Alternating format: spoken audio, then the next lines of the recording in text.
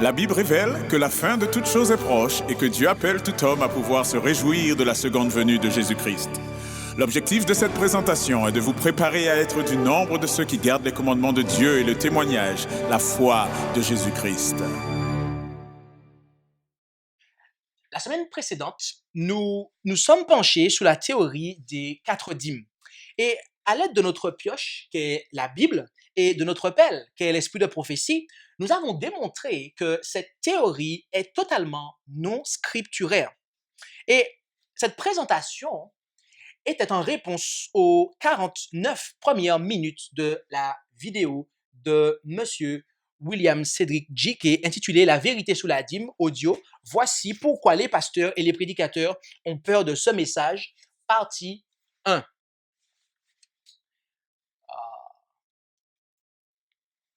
Moi, personnellement, je n'ai pas peur de son message et j'ai montré pourquoi je n'avais pas peur de son message. Mais bon, la présentation de ce matin sera une réponse aux 21 dernières minutes de cette vidéo qui traite du Nouveau Testament, puisque les 49 premières traitaient de l'Ancien Testament. Et il commence en faisant l'allégation à partir de après la 49e minute, les apôtres ont-ils reçu la dîme? Les premiers chrétiens ont-ils rendu la dîme? Moi, je mets en défi quiconque me montre un texte qui montre que les apôtres ont reçu la dîme dans la Bible. D'accord? Avant d'aller plus loin, je tiens à rappeler quelque chose, pour que ce soit clair. Ici, ce n'est pas une attaque personnelle. D'accord? OK? Il s'agit juste de voir ce qu'il en est concernant l'enseignement. D'accord? Donc, si vous considérez l'enregistrement précédent, tout comme ce qui va suivre, vous verrez que je ne m'en prends pas à la personne de M. William Cedric J.K.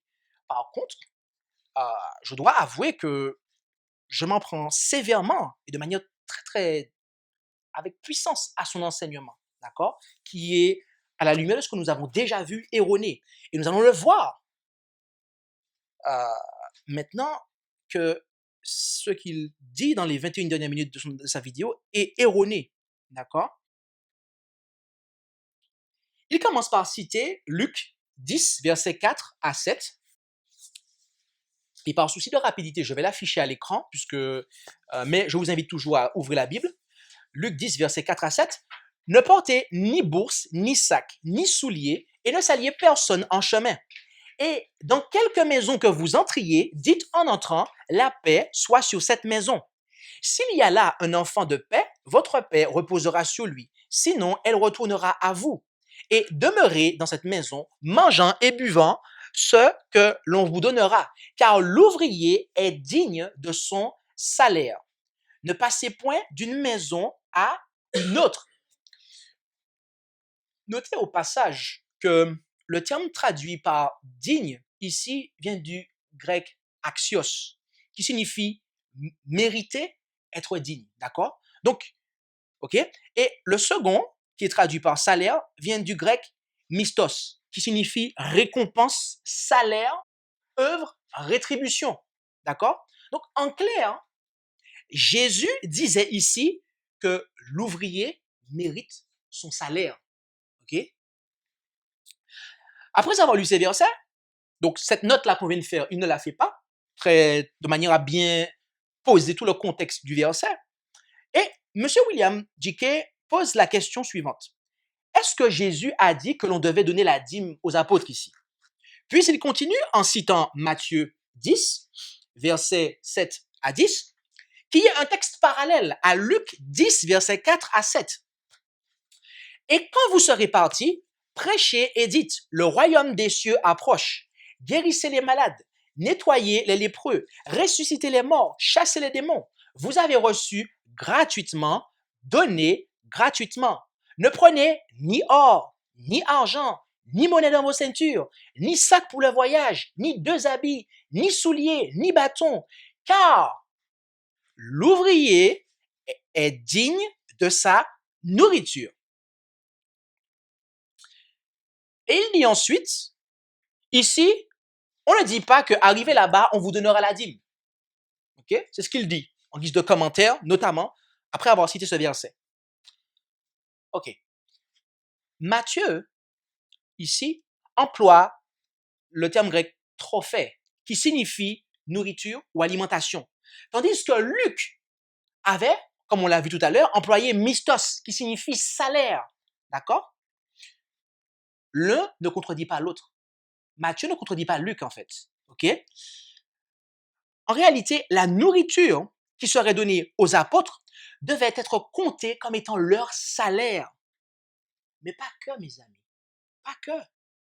Car ils devaient non seulement être nourris, mais également logés, blanchis, habillés, bref, complètement pris en charge. Car il leur dit, ne prenez ni or, ni argent, ni monnaie dans vos ceintures, ni sac pour le voyage, ni deux habits, ni souliers, ni bâton. Ça veut dire que si, ça implique, si on réfléchit un petit peu, que si au cours de route, vous avez besoin de ces choses-là, on vous les apportera. Et la semaine dernière, en Nombre 18, verset 20, nous avons vu que les enfants de Lévi, ce qui incluait les sacrificateurs et les Lévites, étaient responsables du service sacré. Et ces derniers, voyez-vous, n'avaient pas reçu d'héritage autre que les dîmes. En d'autres termes, ils devaient être soutenus dans leurs fonctions par les autres tribus d'Israël. Et mes amis, c'est exactement ce principe, d'accord? Je dis bien ce principe auquel Jésus fait appel en Matthieu 10, verset 10, lorsqu'il dit « Ne prenez ni or, ni argent, ni monnaie, car l'ouvrier est digne de sa nourriture ou de son salaire, si on prend Luc. » D'accord? Les apôtres ne devaient ni espérer, ni accepter de dons dépassant leurs besoins immédiats. OK? C'est ça que Jésus voulait dire ici. Ils ne devaient pas accepter de dons qui dépassaient leurs besoins immédiats. En d'autres termes, ils ne devaient pas tirer profit de leur ministère, d'accord? Mais être soutenus dans l'action qu'ils menaient. Car ils n'étaient pas engagés dans le ministère pour accumuler des richesses. Voilà ce que Jésus voulait dire ici.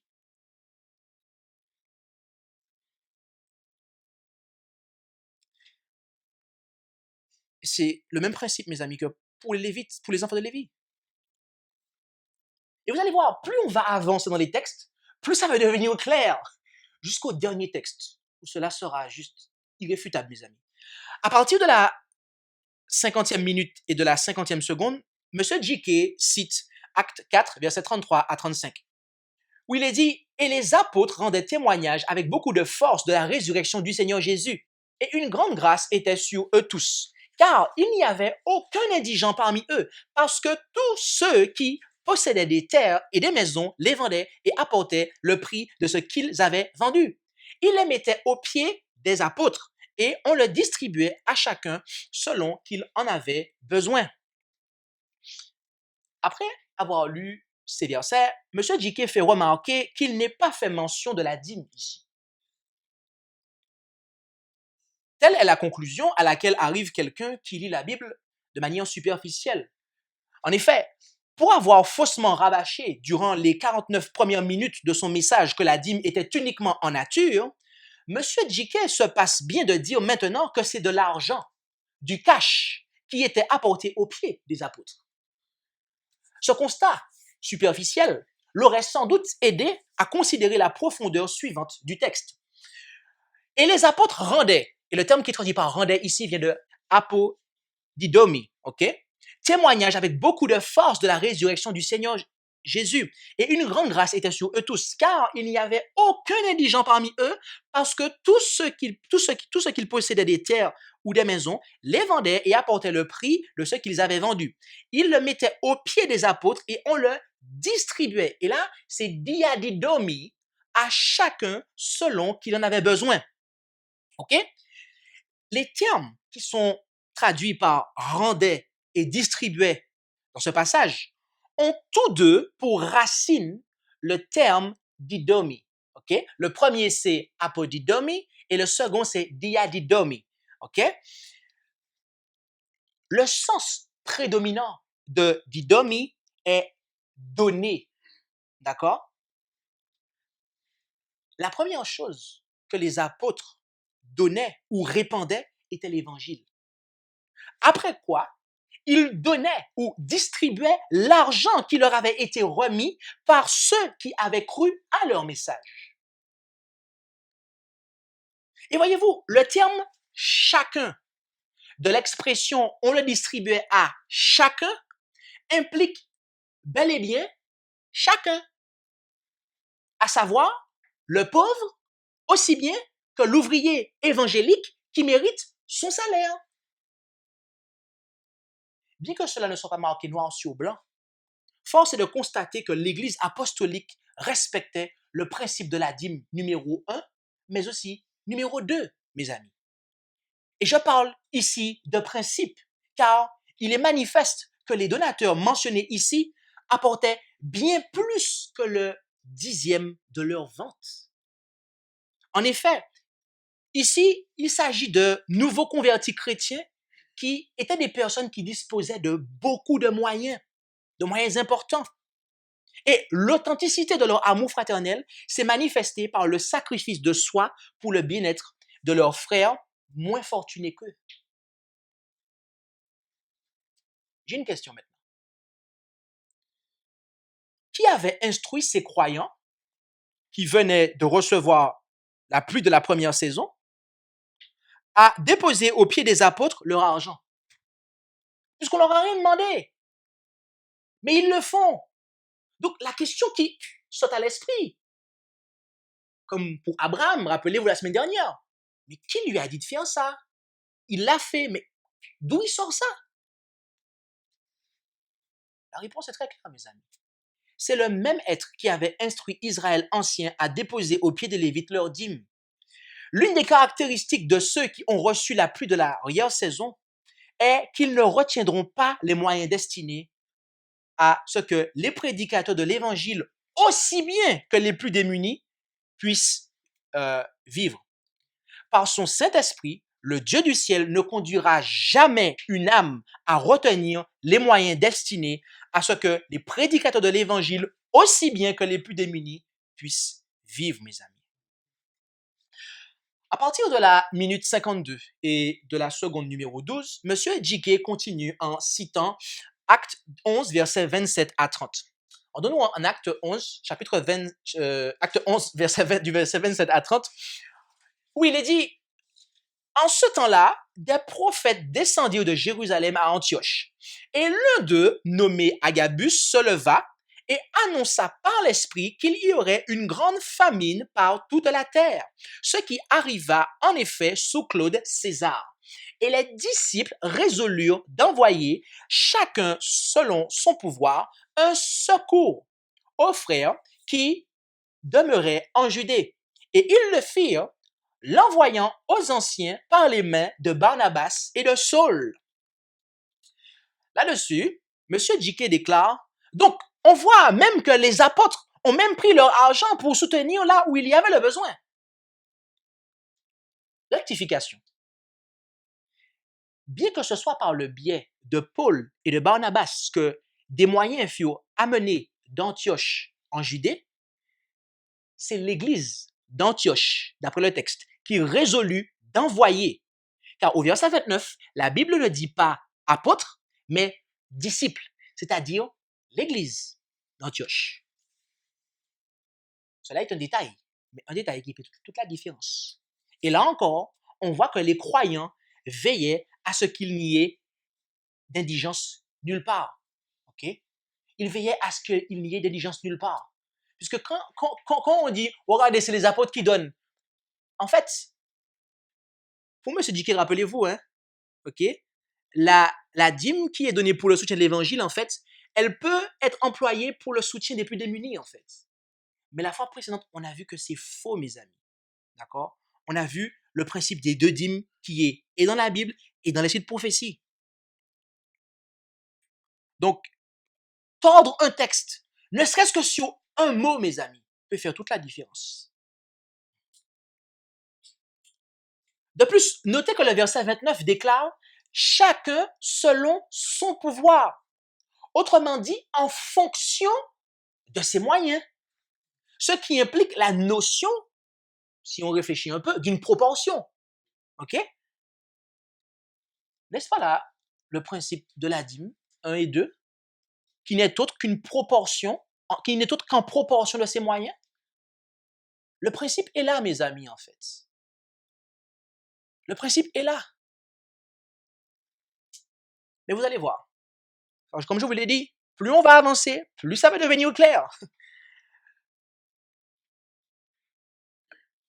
À partir de la minute 52 et de la 51e seconde, M. Dickey continue en citant Acte 15, versets 6 et 7, et du verset 19 au verset 21, où il est dit: Or, les apôtres et les anciens s'assemblèrent pour examiner cette affaire.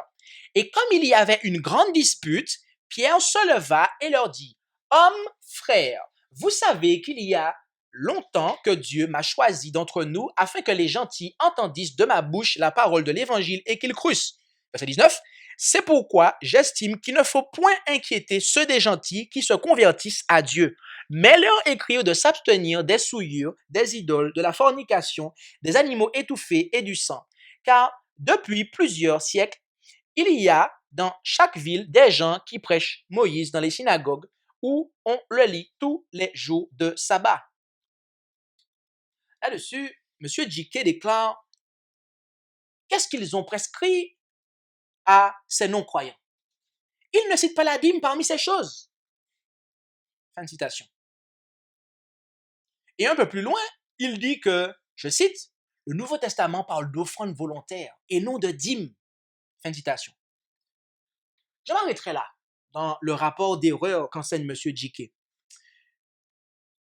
L'idée, voyez-vous, qui est avancée ici par ce monsieur, est que parce que Pierre ne cite pas la dîme parmi ces choses, elle ne serait plus valable sous l'Ancien Testament, sous le Nouveau Testament, excusez-moi. Okay? Parce que Pierre ne cite pas la dîme parmi ces choses, eh bien, elle ne serait plus valable sous le Nouveau Testament. Mais si M. Dickey reste logique avec lui-même, il devrait également approuver l'homosexualité, car Pierre ne l'interdit pas non plus ici. Ce qui le conduirait à contredire Paul en Romains 1, verset 27, où il condamne l'homosexualité. Force est de constater, mes amis, que ce raisonnement, comme celui que M. Dickey a employé pour Abraham et Jacob, que nous avons vu la semaine dernière, est tout à fait invalide. L'affaire dont parle le verset 6 est celle mentionnée au verset 1, c'est-à-dire s'il fallait que les convertis se fassent circoncire ou non. Et là-dessus, je fais une petite parenthèse, qui n'est pas nécessairement une parenthèse, mais c'est plutôt un genre de tremplin. On pourrait se demander, mais pourquoi le Seigneur n'a pas anticipé un tel problème alors qu'il était sur terre? Pourquoi Jésus n'a pas anticipé un tel problème de la circoncision alors qu'il était sur terre? Pourquoi il n'a pas fait une déclaration très claire en disant que voilà, une fois que je serai crucifié, la circoncision, c'est fini. Comme ça, on a il est écrit de la part de Jésus qui est clair. Et comme ça, il n'y a pas de débat après. Pourquoi Jésus n'a pas clarifié les choses alors qu'il était sur terre? La réponse est assez simple, mes amis. Jésus est la vérité. Mais voyez-vous, alors qu'il était sur terre, Jésus n'a jamais dit qu'il avait enseigné toute la vérité. Vous avez compris ce que je viens de dire là? Jésus est la vérité. Mais alors qu'il était sur terre, il n'a jamais dit que je vous ai dit toute la vérité. D'accord? Cependant, il a promis que par son esprit, eh bien, il les conduirait dans toute la vérité. En effet, Jean 16, verset 13, mais quand celui-là, l'esprit de vérité, et on a vu que Jésus est la vérité, donc de quel esprit qu'on parle ici? De l'esprit de Jésus sera venu, il vous conduira dans toute la vérité, car il ne parlera point par lui-même, mais il dira tout ce qu'il aura entendu et vous annoncera les choses à venir. Au passage, ce n'est pas étonnant que Jésus parle de son esprit à la troisième personne du singulier, parce que lorsqu'il parle du Fils de l'homme, qui est lui-même, il en parle à la troisième personne du singulier. Je le dis au bénéfice de ceux qui auraient la Trinité dans la tête, comme M. William Dickey. Ainsi, après la mort, la résurrection et l'ascension du Christ, l'Église devait se laisser guider pas à pas dans toute la vérité par l'esprit de celui qui est le chemin, la vérité et la vie. Et mes amis, retenez bien ceci. Retenez bien ce que nous venons de dire à l'instant. Car cela s'applique aussi pour la dîme. Et nous le verrons dans quelques instants. Maintenant, à partir de la minute 55 et de la seconde numéro 10, M. J.K. cite 2 Corinthiens 8, versets 1 à 3. 2 Corinthiens 8, versets 1 à 3. Prenons-le. Or, nous vous faisons connaître, frères, la grâce que Dieu a faite aux églises de Macédoine. C'est qu'ayant été éprouvés par plusieurs afflictions, ils ont été remplis de joie et dans leur profonde pauvreté, ils ont répandu avec abondance les richesses de leur libéralité. Car, je l'atteste, ils ont donné de leur propre mouvement selon leur pouvoir et même au-delà de leur pouvoir ou dans certaines versions de leurs moyens. D'accord? Là-dessus, après avoir cité cela, il déclare, on voit l'offrande volontaire ici. On ne dit pas qu'ils ont donné la dîme. Fin de citation. Puis, il cite le verset 12 jusqu'au verset 15, de Corinthiens 8, 12 à 15, car si la promptitude de la volonté existe, on est agréable à Dieu selon ce qu'on a et non selon ce qu'on n'a pas. En effet, pour que les autres soient soulagés, il ne faut pas que vous soyez surchargés. Au contraire, qu'il y ait égalité, que votre abondance supplée maintenant à leur indigence, afin que leur abondance supplée aussi à votre indigence, en sorte qu'il y ait égalité, selon qu'il est écrit, celui qui recueillait beaucoup n'en avait pas plus, et celui qui recueillait peu n'en avait pas moins. Là-dessus, il déclare, je cite, on ne prescrit pas un montant, on est dans l'équilibre ici. Fin de citation. Et après cela, il se met à dire que Dieu veut qu'on paye d'abord sa dette, quand on en a une, avant de pouvoir donner pour la cause de Dieu. Et il continue en disant, je cite, si tu veux soutenir l'œuvre parce que Dieu t'a béni, soutiens, mais il n'y a pas de montant fixe. Fin de citation. Puis il cite 2 Corinthiens 9, verset 7, que chacun donne selon qu'il a résolu en son cœur, non à regret, ni par contrainte, car Dieu aime celui qui donne avec joie. Donc là, j'ai beaucoup cité ce qu'il a dit, j'ai fait un petit rapport de tout ce qu'il a dit, et comme année. Mes amis, en citant tous ces versets, Monsieur William Cédric J.K. a, comme on dit ici en France, donné le bâton pour se faire battre. En effet, en parlant des églises de Macédoine, en 2 Corinthiens 8, versets 1 à 3, l'apôtre Paul dit quelque chose de très clair, qui contredit directement ce qu'il a dit en fait. Ou tout du moins, M. J.K. a contredit quelque chose que Paul a dit. Et il le cite. Et c'est juste effrayant quand j'ai entendu ce qu'il a dit. Paul dit que malgré leur tribulation et leur pauvreté, ces croyants ont librement donné et au-delà même de leurs moyens. C'est marqué ou pas? 2 Corinthiens 8, verset 1 à 3. Est-ce que c'est marqué? On l'a lu ou pas? Ok. Paul dit que malgré leur tribulation, je résume, et leur pauvreté, ces croyants ont librement donné et au-delà même de leurs moyens. Ce qui ne s'accorde pas, bien-aimé, avec l'idée selon laquelle on doit d'abord payer sa dette avant de donner. Car ici, Paul loue ces croyants qui ont donné malgré leur pauvreté. Je vous pose une question très simple. Quel esprit inspira Paul à parler ainsi? L'esprit de Jésus, concernant lequel nous lisons en Marc 12, versets 41 à 44, et Jésus, étant assis vis-à-vis du tronc, regardait comment le peuple mettait de l'argent dans le tronc, et plusieurs riches y mettaient beaucoup. Et une pauvre veuve étant venue, y mit 2 pièces qui font un quadrin. Alors, ayant appelé ses disciples, il leur dit, je vous dis en vérité que cette pauvre veuve a plus mis dans le tronc que tous ceux qui ont mis, car tous ont mis de leur superflu, mais celle-ci a mis de son nécessaire, tout ce qu'elle possédait, tout ce qu'elle avait pour vivre. Mais alors, comment comprendre 2 Corinthiens 8, versets 12 à 15, qu'il a cité ensuite? Paul ne voulait pas que les Corinthiens se surchargent afin d'éviter aux autres églises d'avoir à assumer leur charge. Voilà ce qu'il fait comprendre en 2 Corinthiens 8, versets 12 à 15. Il ne voulait pas que les Corinthiens se surchargent afin d'éviter aux autres églises d'avoir à assumer leur part de charge. Contrairement à ce qu'a prétendu M. J.K., en parlant d'égalité, Paul ne fait pas référence à une égalité de propriété ou de biens ici, mais à une égalité d'effort proportionnel. Ça veut dire qu'on doit tous être égaux dans l'effort qu'on fournit de donation, en fait. Car dans leur état de prospérité matérielle, les Corinthiens ont pu faire beaucoup plus que les Macédoniens dans leur état de besoin. Bien-aimé, un vrai chrétien donnera toujours avec joie, même si sa donation lui coûte des sacrifices. Un jour, je vais donner un exemple. Un jour, quelqu'un m'a dit, oui, mais quelqu'un qui était opposé à la dîme m'a dit, oui, mais je connais quelqu'un, c'est quelqu'un qui, elle a, elle a, elle paye un loyer, tout ça, etc. Elle a des charges et en fait, elle, elle doit faire un crédit pour payer sa dîme. Et la personne m'a avancé ça comme cas pour me dire que la dîme, c'est pas une bonne chose. Mais qu'est-ce que ça veut dire en fait, tout simplement? C'est que la personne vit au-dessus de ses moyens en fait. La personne vit au-dessus de ses moyens.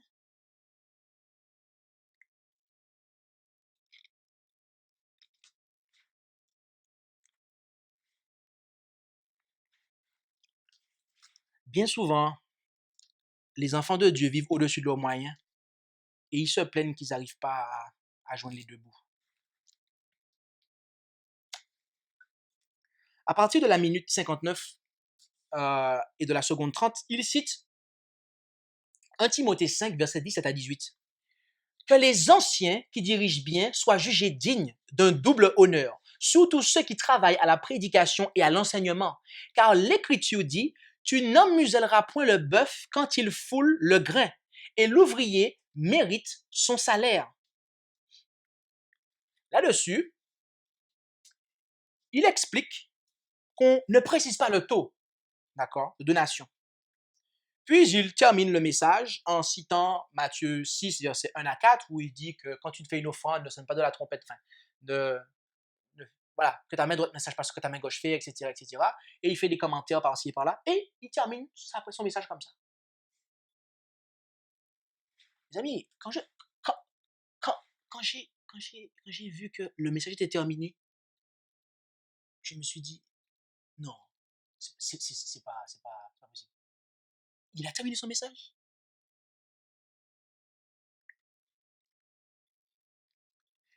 Je vous dis sincèrement, moi, quand j'écoute les messages des gens, je m'attends à être mis en question dans ce que je crois. Je me dis, peut-être qu'il a une lumière à m'apporter, peut-être qu'il va m'expliquer la chose différemment. Mais en fait, non. Je ne sais pas s'il l'ignore ou s'il s'est abstenu de citer le 9e chapitre de la première épître de Paul aux Corinthiens, où il y a 15 versets qui parlent clairement de la dîme. Et nous allons les prendre ensemble et nous allons les décortiquer, mes amis.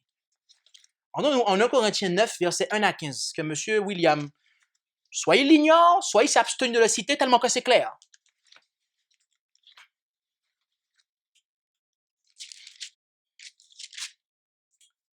Ne suis-je pas apôtre? Ne suis-je pas libre? N'ai-je pas vu Jésus-Christ notre Seigneur? N'êtes-vous pas mon œuvre dans le Seigneur? Si je ne suis pas apôtre pour les autres, je le suis au moins pour vous, car vous êtes le sceau de mon apostolat dans le Seigneur. C'est là ma défense contre ceux qui m'accusent. N'avons-nous pas le droit de manger et de boire? Merci Christelle de me donner à boire.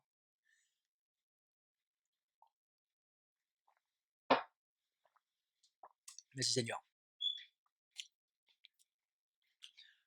Paul traite ici de son droit en tant qu'apôtre d'être soutenu par les églises où il a exercé son ministère. Et comme tous les autres ouvriers de l'Évangile qui consacrent leur vie au ministère de la parole de Dieu, il affirme qu'il a lui aussi le droit d'être soutenu par les églises. Poursuivons la lecture, verset 5. n'avons-nous pas le droit de mener partout avec nous une sœur, notre épouse, comme les autres apôtres et les frères du Seigneur et Céphas? Certains ont pensé que ici, une sœur ne se réfère pas à une épouse, une femme, mais plutôt à une servante qui pourrait répondre aux besoins des apôtres de la même manière que certaines femmes servaient le Christ. Et on peut le voir en Luc 10, versets 38 à 42. Mais la référence à Céphas, c'est-à-dire Pierre, lequel était marié, d'après ce qu'on lit en Matthieu 8, verset 14 et Marc 1, verset 30, montre qu'il s'agit bien des épouses. N'est-il pas étrange, au passage, que celui qui prétend être le successeur de Pierre, le pape, interdise à son clergé de se marier? C'est très étrange. Puisque le soi-disant premier pape, lui, il était marié. Et il faisait comprendre à l'apôtre Paul que, en tant que ministre de l'Évangile, ils ont le droit d'emmener leur épouse avec eux, aller prêcher. Donc, au passage, si le catholicisme était vraiment dans la bonne voie, normalement, les prêtres devraient se marier. Mais bon, comme ce n'est pas le cas, voilà. C'est une parenthèse. Mais mes amis, ne croyez pas que l'idée selon laquelle les ministres devraient être célibataires se trouve uniquement dans l'Église catholique.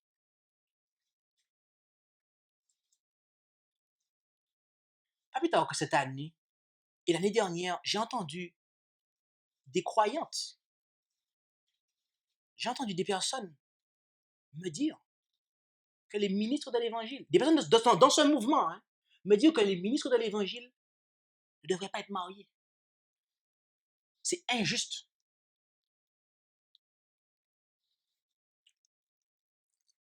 Je crois que le vin de Babylone a besoin d'être extirpé de notre tête, mes amis. Je crois surtout que les personnes qui ont dit ça ont besoin d'être converties. Que les sœurs qui ont dit ça ont besoin d'être converties. Car il nous faut aussi comprendre quelque chose, c'est que quand il dit ça, Paul fait comprendre que le ministre de l'Évangile doit être soutenu au point qu'il puisse couvrir non seulement ses besoins, mais aussi ceux de sa famille, si cette dernière l'accompagne dans son œuvre. D'accord? Si cette dernière l'accompagne dans son œuvre. Je pense que c'est clair. Poursuivons au verset 6. Ou n'y a-t-il que moi seul et Barnabas qui n'ayons pas le droit de ne point travailler? Voyez-vous, les gentils, les croyants d'origine païenne qui provenaient du paganisme, se méfiaient des étrangers qui venaient parmi eux. Aussi, l'apôtre Paul avait décidé de ne pas leur donner le motif de l'accusé, de venir parmi eux en tant que professeur de religion afin d'obtenir leur soutien. Verset 7. Qui est-ce qui va jamais à la guerre à sa propre solde? Le soldat consacre sa vie au service militaire dans l'intérêt de son pays qu'il emploie, quitte à donner sa vie si nécessaire. Mais le soldat attend aussi du pays qu'il engage qu'il subvienne à tous ses besoins, le laissant ainsi entièrement libre de consacrer ses énergies à l'œuvre qui lui est confiée.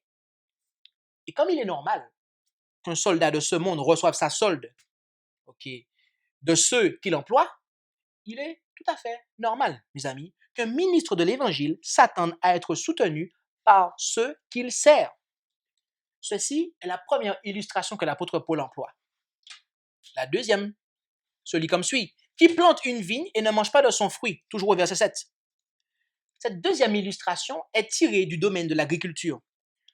L'homme qui plante une vigne ne s'attend pas à ce que son travail soit vain, mais il a hâte de déguster le fruit de la vigne. De la même manière, le ministre de l'Évangile, qui consacre son temps, ses efforts à la création et ou l'élargissement et ou la fortification de l'Église, laquelle est la vigne de Dieu, aussi le droit d'être soutenus. Et la troisième illustration, celui comme suit, toujours au verset 7, ou qui paie un troupeau et ne mange pas du lait du troupeau. La troisième illustration renforce le point des deux précédentes. Tout comme il est normal qu'un berger, et je rajouterai qui n'a pas encore entendu le message de la réforme sanitaire, profite du lait de son troupeau, les amis, il est tout à fait normal que celui qui prend soin de l'Église soit soutenu par elle. Celui qui prend soin de l'Église, pas celui qui égorge les brebis. Parce que des fois, un bon berger, mes amis, il n'égorge pas ses brebis. Il n'égorge pas ses brebis. Et il va pas leur faire de mal. Donc, quand vous avez un berger qui égorge ses brebis, qui les conduit à la boucherie, ok, qui les conduit entre les mains du pape pour prendre la marque de la bête, est-ce que vous pensez qu'un tel berger doit être soutenu? Absolument pas, mes amis. Absolument pas. Lisons du verset 8 jusqu'au verset 10. Dis-je ceci selon la coutume des hommes? La loi ne le dit-elle pas aussi? Car il est écrit dans la loi de Moïse, tu n'en muselleras point le bœuf qui foule le grain. Est-ce des bœufs que Dieu prend soin? Ou n'est-ce pas réellement pour nous qu'il a dit cela? C'est pour nous qu'il a écrit que celui qui laboure doit labourer avec espérance, et que celui qui foule le grain le foule avec espérance d'avoir part à ce qu'il espère. Paul cite ici Deutéronome 25, verset 4, où Dieu demanda de ne pas mettre une muselière au bœuf qui était en action et qui foulait le grain, car ce dernier devait pouvoir se substanter. Et mes amis, celui qui prend soin des animaux en labeur est le même qui prend soin des hommes qui sont à son service.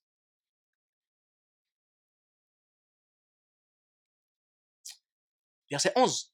Si nous avons semé pour vous les choses spirituelles, est-ce beaucoup que nous moissonnions de vous les choses charnelles? Le droit au soutien matériel apparaît fortement justifié par le fait que la compensation à laquelle les ouvriers ont droit implique quelque chose de bien plus inférieur à ce qu'ils donnent. Ce n'est pas seulement une très petite chose pour la communauté chrétienne de prodiguer aux ministres les choses, comme il dit, charnelles, c'est-à-dire de ce monde, mais c'est leur joyeux service, je dirais même devoir, par lequel ils peuvent partiellement démontrer leur appréciation de ce que le Seigneur a fait pour eux. Et je vous invite à voir Romains 15, verset 27. Verset 12 maintenant. Si d'autres usent de ce droit sur vous, n'en userions-nous pas plutôt? Cependant, nous n'avons point usé de ce droit. Au contraire, nous souffrons tout afin de n'apporter aucun obstacle à l'évangile de Christ. Lorsqu'une âme trouve que c'est une chose trop dure, trop pesante de partager ses biens temporels avec ceux qui œuvrent à leur bien spirituel, qu'est-ce que cela signifie? Parce que j'ai déjà entendu des personnes qui se disent être croyants, qui se disent être membres d'église, qui se disent, OK, et en fait, dire que, mais va travailler en fait. Va travailler. Qu'est-ce que tu nous embêtes là? Va travailler en fait. On n'a pas à te soutenir.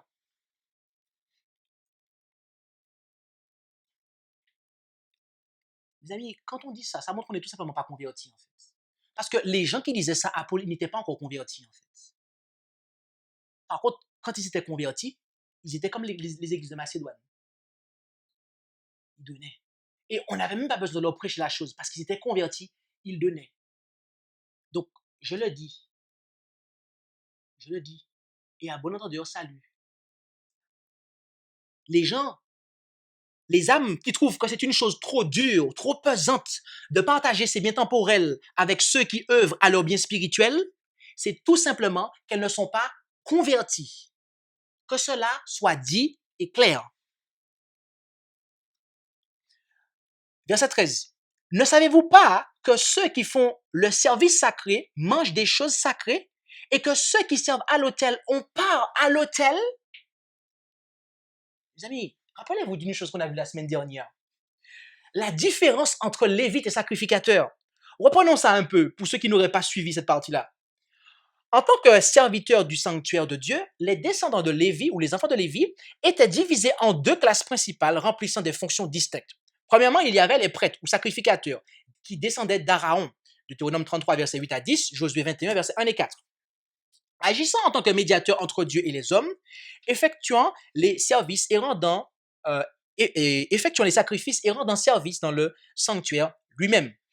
Deuxièmement, il y avait les autres enfants de Lévi ou Lévites, ok, qui étaient chargés de transporter le tabernacle dans le désert en marche, de le dresser, de le prendre en charge lorsque le campement est installé et d'assister les prêtres dans l'exercice de leurs fonctions. Et on a plusieurs références qu'on donne. Nombre 1, verset 50 à 53, chapitre 3, verset 6 à 9, du verset 25 au verset 27, chapitre 4, verset 1 à 33, 1 Samuel 6, verset 15, 2 Samuel 15, verset 24. Mes amis, je vous pose une question toute simple. Si vous avez suivi jusqu'ici la différence entre lévite et sacrificateur, lorsque l'apôtre Paul dit « Ne savez-vous pas que ceux qui font le service sacré mangent des choses sacrées » à qui fait-il allusion? Aux lévites. Puisqu'après il dit « Et que ceux qui servent à l'autel ont part à l'autel ».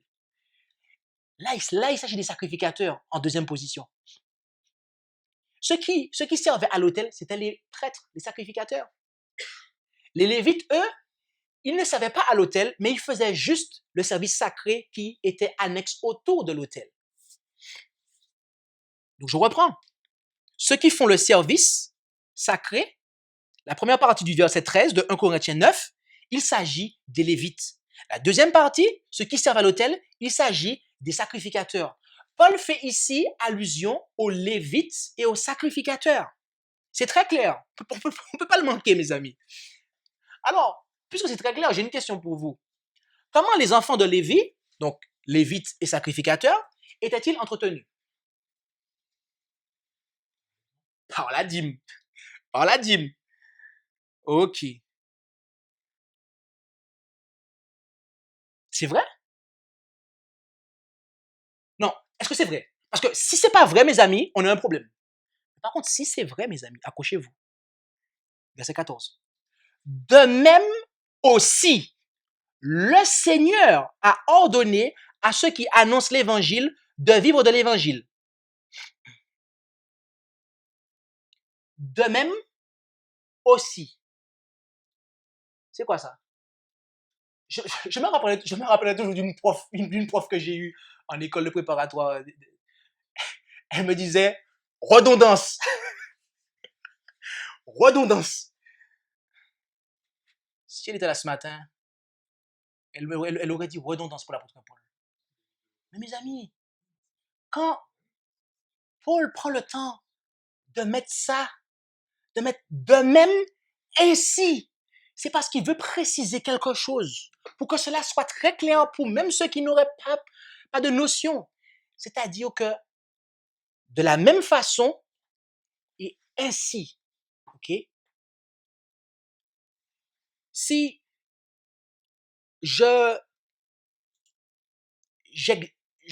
j'exécute un chant et que je dis à Christelle, faisons de même, est-ce que tu vas te mettre à parler? Non, tu vas devoir chanter. Mais encore faut-il que tu chantes la même chose que j'ai chanté. Tu dois faire la même chose. Quand l'apôtre Paul dit de même ainsi, est-ce que vous pensez que c'était autre chose que la dîme? Il appuie, mes amis, il dit que de même, c'est ainsi. De même ainsi. Jean-Christophe a ordonné, c'est ça? C'est ce qu'il dit? Oh, ou peut-être qu'il dit le pape a ordonné. Parce que vous savez, j'ai entendu une prédication sur une chaîne YouTube qui dit qu'en fait, c'est la papauté qui institue la dîme au, je sais pas à quel siècle.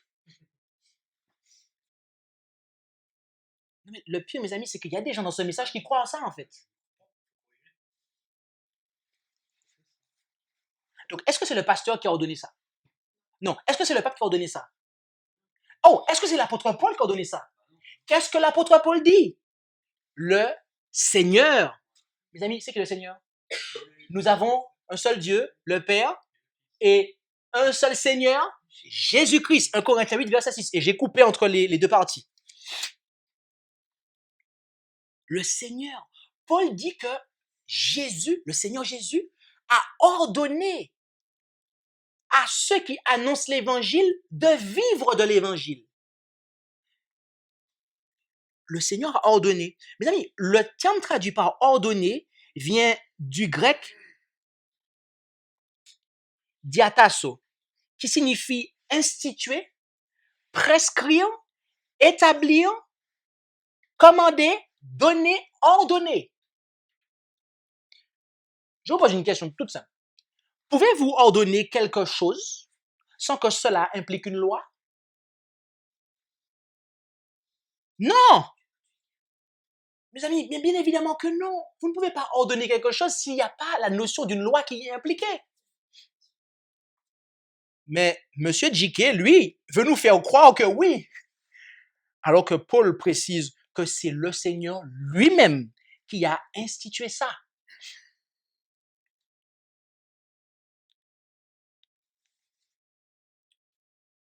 Jésus était celui par qui Dieu a non seulement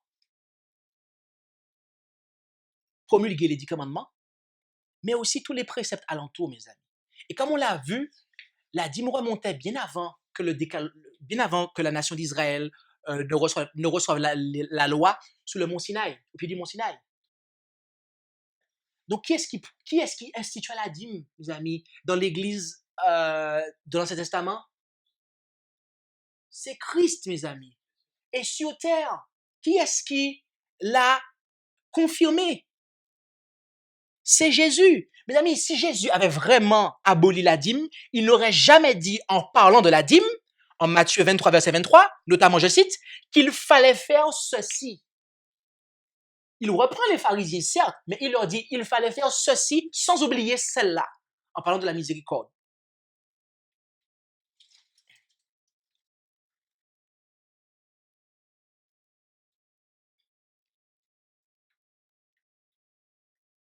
Remarquez, le Seigneur a ordonné à ceux qui annoncent l'évangile de vivre de l'évangile. Le texte dit à ceux qui annoncent l'évangile. Ça veut dire que là, le Seigneur parle à ceux qui annoncent l'évangile. Il leur parle. Il leur dit, vous qui annoncez l'évangile, sachez que je veux que vous viviez de l'évangile. OK? Mettez-le dans vos têtes. N'oubliez pas ça. L'apôtre Paul ne l'a pas oublié. C'est pour ça qu'il enseignait aux croyants. Il n'avait pas peur de leur dire. Il n'avait pas peur de leur dire tout ce qu'on a lu en 2 Corinthiens, 1 Corinthiens. Il n'avait pas peur de leur dire qu'ils ne faisaient pas leur devoir. Il n'avait pas honte.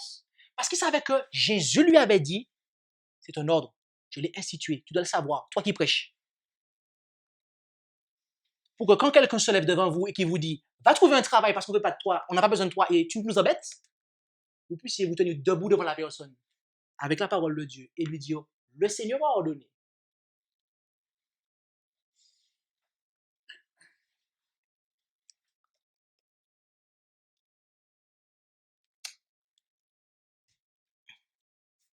Verset 15.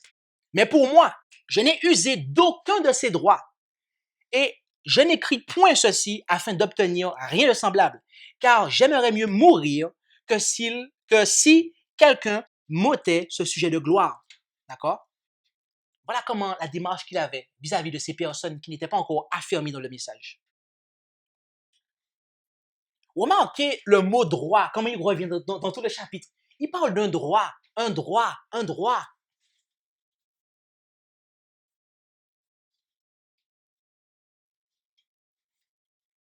C'est un droit, mes amis. Après, celui qui a ce droit peut accepter de voir son droit bafoué. Et le Christ va le conduire à l'accepter pour gagner des âmes. Mais j'aimerais dire quelque chose que je n'ai pas dit la fois précédente, quand on considérait l'Ancien Testament. C'est que le principe de la dîme, mes amis, se retrouve en Éden. Vous avez entendu ça? Le principe de la dîme se retrouve en Éden. Je dis bien le principe.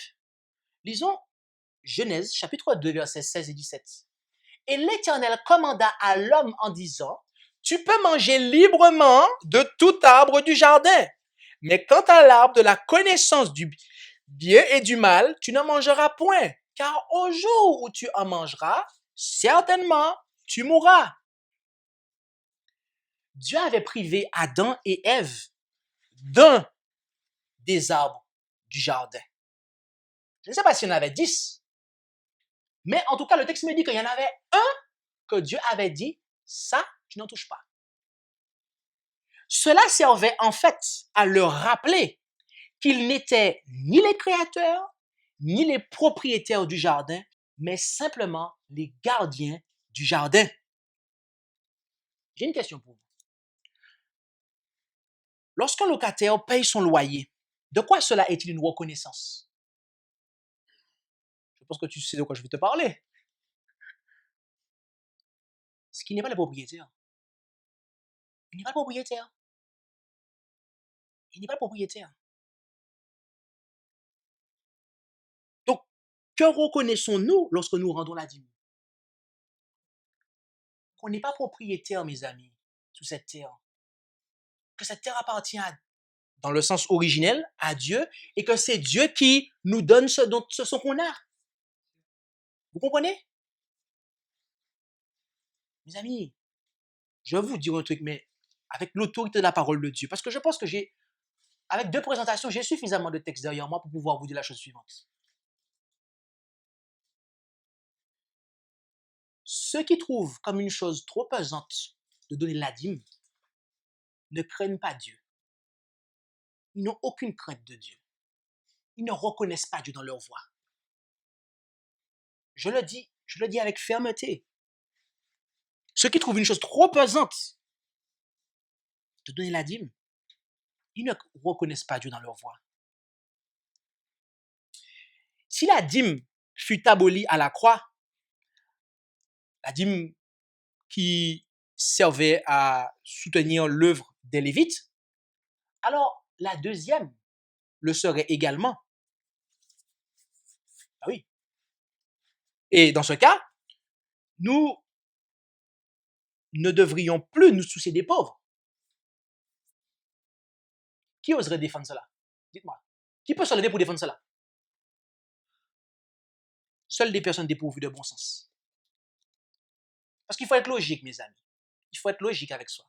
Si la première dîme a été clouée à la croix, la deuxième aussi. Et si la deuxième l'a été, dans ce cas, on n'a plus besoin de se soucier des pauvres.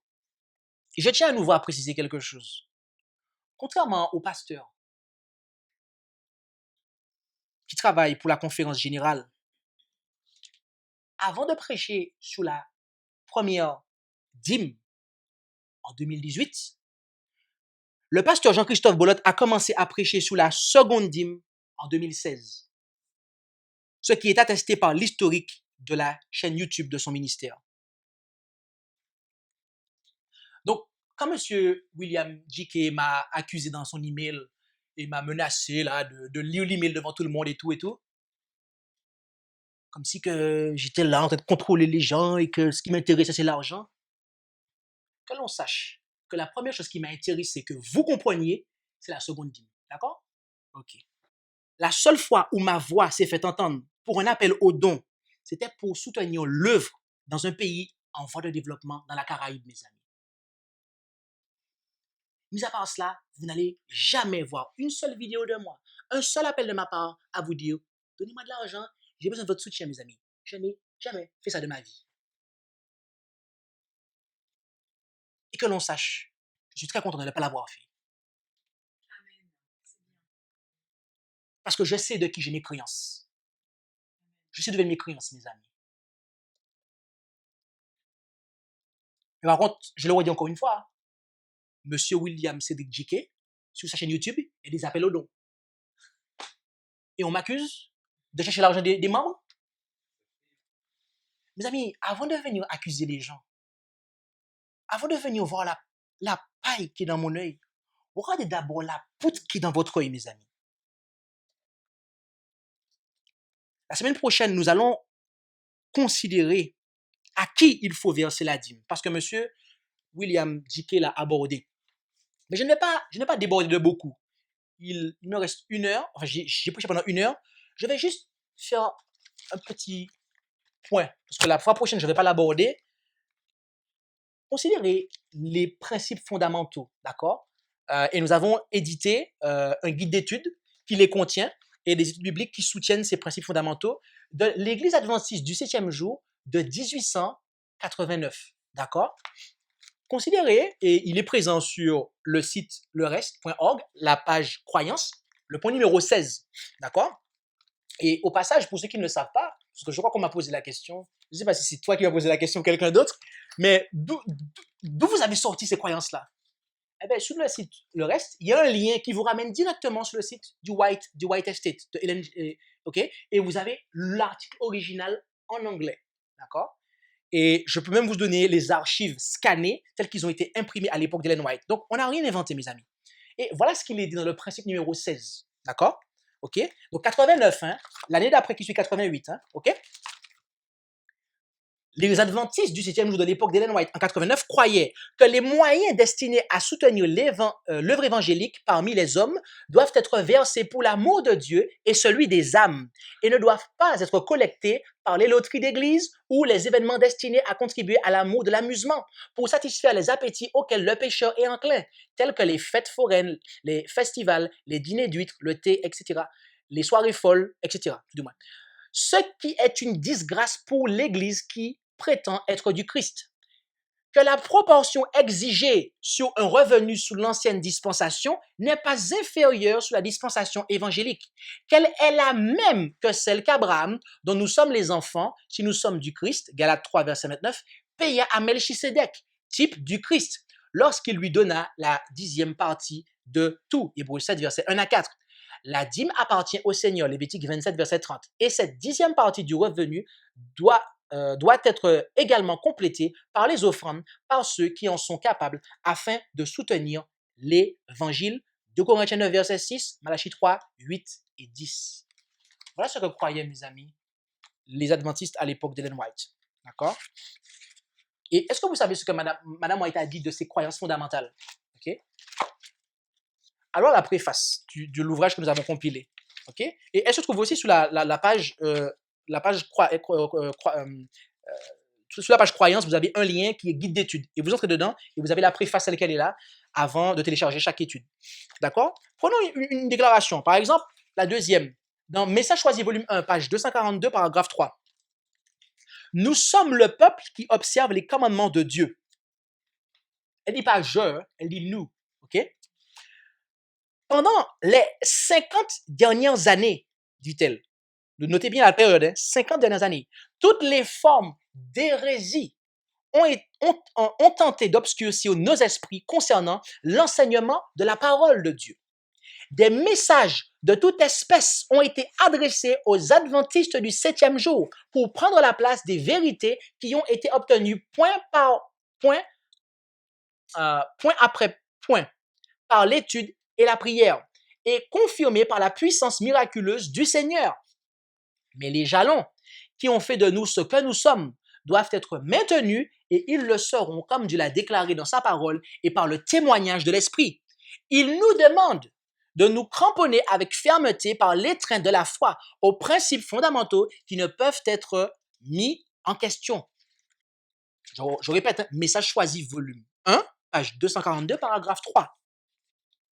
Madame White a écrit ça en 1905. Okay? Et elle parle des 50 dernières années. D'accord? Ça remonte jusqu'à quand? Quand vous écrivez quelque chose en 1905 et que vous dites que depuis les 50 dernières années, vous remontez jusqu'à quelle date? 1855. Donc, elle dit qu'entre 1855 et 1889, nous avons reçu quoi? Nous avons reçu les principes de vérité, d'accord? Je cherche la phrase exacte. Oui. Euh, elle dit que nous avons reçu les principes fondamentaux qui ne peuvent être remis en question. 1889 se trouve dans cette période-là. On est d'accord. 1889 se trouve bien entre 1855 et 1905. On est d'accord. OK. Mes amis, ces principes fondamentaux, si vous croyez en les sept prophéties, ils ne peuvent être remis en question. Parce qu'ils ont été confirmés par l'étude de la parole et par le témoignage de l'esprit. Je rajoute 2 prophéties. Et voyez-vous, la semaine dernière, on a vu qu'il y avait même des gens à l'époque d'Ellen White qui disaient qu'il ne faut pas verser la dîme. Et M. Dickey fait la même chose en fait. Et elle dit, c'est pour ça que mes amis, je vous dis franchement, nous n'avons rien à craindre. Je ne le dis pas en tant que laodicéen, hein. Je le dis parce que le témoignage de Jésus le dit. Nous n'avons rien à craindre pour le futur, si ce n'est d'oublier la façon dont on a été conduit ainsi que l'enseignement du Seigneur passé. Parce que voyez-vous, pendant ces 50 dernières années-là, tous les vents de doctrine qui soufflent aujourd'hui, je répète, tous les vents de doctrine qui soufflent aujourd'hui ont soufflé à l'époque de nos pionniers. Et c'est ça qui leur a permis de développer ces principes fondamentaux, mes amis.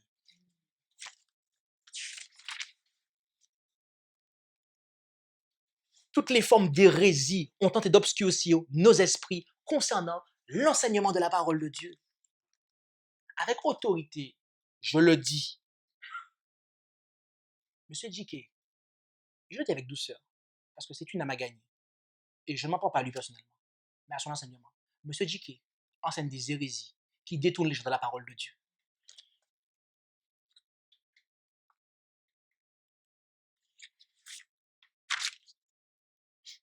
Dieu nous demande, mes amis, de nous cramponner avec fermeté par l'étreinte de la foi aux principes fondamentaux qui ne peuvent être remis en question. Monsieur Dickey, et vous tous qui vous êtes, qui rognez l'expression finale, qui rognez la divinité, le fait que Jésus soit le Fils de Dieu, qui ne reconnaissez pas que le pape est l'homme de péché, la bête.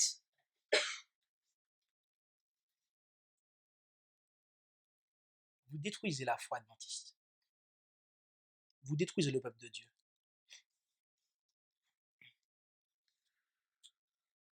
C'est une chose terrible, mes amis, lorsque vous vous mettez dans le pupitre pour enseigner des choses comme ça. Moi, je tremble, mes amis, quand je vais dans le pupitre. Ce n'est pas un sujet d'orgueil, ce n'est pas un sujet, mes amis. Je suis tremblant avant d'entrer, de me mettre dans le pupitre. Parce que je sais que ce que je vais dire, mes amis, va avoir des conséquences éternelles. Je sais que ce que je dis va avoir des conséquences éternelles, mes amis. Et moi, je tremble, mes amis, quand j'écoute des gens comme ça prêcher. Je me dis, mais ils n'ont pas peur. Ils n'ont pas peur pour leur vie éternelle quand ils prêchent ça. Il n'a pas peur. Il n'a pas peur. Moi, j'ai peur pour lui, mes amis. Tout comme j'ai peur pour Ted Wilson. Tout comme j'ai peur pour Doug Bachelor. J'ai peur pour ces gens-là, mes amis. Parce qu'ils égarent les gens.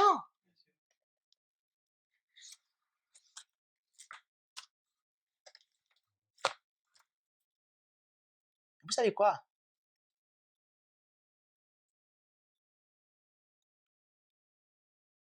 On pourrait blâmer ces personnes-là. On pourrait dire, oui, mais c'est à cause d'eux, ils amènent des hérésies, etc., etc. Oui, c'est vrai. Ils ont une part de responsabilité.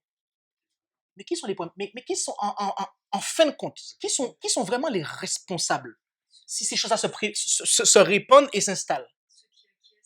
Ceux qui acquiescent, ceux qui écoutent et qui restent là, exactement, mes amis, exactement. Cette semaine, un frère a dit, et j'ai compris ce que le frère a dit. D'ailleurs, frère, j'ai compris ce que tu as dit. Hein. Il a dit, il faut faire attention parce que les jésuites peuvent rentrer parmi nous. Non, mais il parlait de nous, maintenant, nous qui sommes le reste établi à l'extérieur, etc. Mais je veux juste faire une note de bas de page, mon frère, sur quelque chose. C'est que pour rentrer dans l'église adventiste, il fallait se faire baptiser. Et pourtant, les jésuites sont rentrés. Donc, en fin de compte, c'est vrai que le baptême sert de filtre, on pourrait dire ça. Mais en fin de compte, ils sont passés par les eaux du baptême, ils sont même montés en tant que pasteurs, okay, dans des institutions. en fin de compte, qu'est-ce qui s'est passé? Pourquoi des instruments de Satan ont fini par prendre le contrôle? Pourquoi? Parce que les membres n'ont pas étudié leur Bible. Et quand et pratiquer. Et qu'est-ce qui s'est passé? Eh bien, quand des loups en vêtements d'agneau se sont mis à prêcher derrière le pupitre, les membres ont avalé des couleuvres, mes amis. On leur a fait avaler des couleuvres.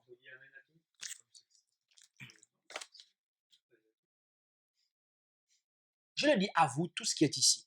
Vous tous qui suivez ce service dans les différentes églises de maison où vous êtes. Et vous tous qui allez regarder cette présentation sur Internet. Avant de blâmer les prédicateurs qui vous prêchent des hérésies, soyez assurés que vous étudiez votre Bible. Parce qu'en fin de compte, c'est vous qui soutenez ces gens-là. C'est vous, mes frères et sœurs. C'est vous, je vous le dis avec autorité, c'est vous. C'est vous qui avez le pouvoir entre les mains du peuple, qu'on le sache. Et je n'ai pas peur de le dire, moi qui suis pasteur, le pouvoir est entre les mains du peuple, mes amis. L'Église se dirige de bas vers le haut, et pas l'inverse. Qu'on le sache. Ça, c'est une phrase qu'un pasteur dans la dénomination ne dira jamais. Moi, je vous le dis. L'Église se dirige de bas en haut. Je m'entends parler. Bien sûr, c'est Christ qui dirige. Mais il répand son esprit chez ses membres, chez chaque membre de son corps. Et après, les membres établissent les gens, en fait. D'accord? C'est dans ce sens-là que j'ai dit de bas en haut. Madame va être la preuve. J'ai une déclaration que je n'ai pas en tête là, mais je peux vous la donner. C'est vous. C'est vous, mes amis. C'est vous. Si je suis pasteur maintenant, c'est parce que vous me soutenez. C'est parce que vous approuvez ce message. Donc, vous là qui m'écoutez et qui êtes encore dans Babylone, d'accord? Et vous vous plaignez, oui, mais le pasteur dit ci, dit ça, mais je ne sais pas quoi faire. C'est vous qui avez le pouvoir. C'est vous qui avez le pouvoir. Et là, j'empiète déjà sur mon message de la semaine prochaine. Mais boycottez la conférence générale. Boycottez-la. Et vous verrez que vous allez réussir à la faire changer d'avis. Mais vous ne le ferez jamais. Vous ne le ferez jamais. Les amis, je termine cette parenthèse parce que c'était une parenthèse. Mais la dîme, en fin de compte, écoutez bien ça, mes frères, la dîme n'a pas été clouée à la croix. La dîme n'a pas été clouée à la croix. Par conséquent, quand on vient prêcher, et c'est ce que M. William J.K. en fait est en train d'insinuer en fait, quand on vient prêcher que en fait, ce Nouveau Testament s'est aboli, qu'est-ce qu'on conduit les gens à faire en fait? On conduit les gens à pécher en fait, à voler Dieu. On conduit des gens à voler Dieu. On conduit des gens à ne pas reconnaître Dieu, à ne pas avoir la crainte de Dieu. Puissions-nous, mes amis, et je vais terminer ainsi. Suivez l'agneau partout où il va. Les 144 000 ne sont pas des voleurs. Il n'y aura pas de voleurs parmi les 144 000. Parce qu'ils suivent l'agneau partout où il va. Or, Paul dit que l'agneau, à savoir Jésus-Christ, a ordonné, d'accord, à ceux qui annoncent l'évangile de vivre de l'évangile. Parmi les 144 000, il n'y aura pas de personne qui aura contracté une dette vis-à-vis du Seigneur. Mes amis, est-ce que nous voulons faire partie des 54 000? Moi, je le veux. Je le veux. Plaise à Dieu que nous puissions faire partie. Amen. Merci d'avoir écouté cette présentation avec intérêt. Pour plus d'informations, consultez notre site internet lereste.org et suivez-nous sur Facebook ainsi que sur YouTube à @lereste. Vous pouvez aussi nous contacter par email à info@lereste.org ou par téléphone au +33 6 12 60 13 69.